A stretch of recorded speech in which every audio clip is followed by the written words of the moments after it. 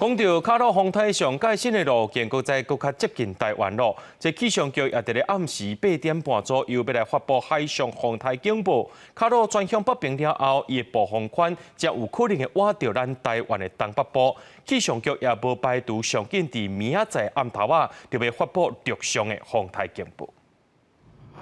大台北透早雨就规趟倒，车行伫国道能见度无好，因为风台外围群气渐渐挖近，规工南面好天南面落雨。卡努风台目前持续发展，以每点钟14公里的速度向西北西方向行，因为有季风环流，佮有高压影响，路线变化侪，上新的路线佮较挖近台湾。气象局伫拜二暗时就会对卡努发布海上风台警报，上紧有可能拜三发布陆上风台警报。如果说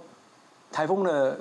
预报路径再偏西一点，那台风的暴风半径如果有扩大的现象的话，其实是有可能接触到我们的陆地的。但是就是说这个部分可能不确定性比较大，那确切的时间点我们可能还要再观察。拜三开始，风台外围环流影响，基隆、北海岸甲北部地区逐渐顺雨。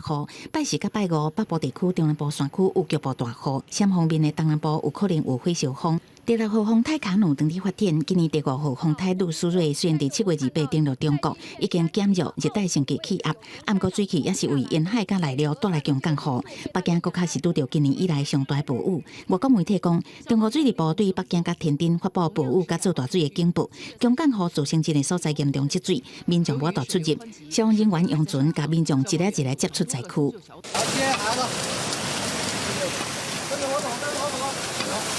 当地民众翕影片看出来，暴雨造成真侪路段桥崩去，也有车辆浸水，甚至去冲走去。中国官方统计，到拜二早起，北京暴雨已经造成11个人死亡，也有20多人失踪。杜苏芮带来真侪所在灾情，所来卡努风台要过来。东部沿海即天当日做风帆，嘛检查海上船只的风帆工作，要求应急人员全部撤离滨海地区。记者综合报道。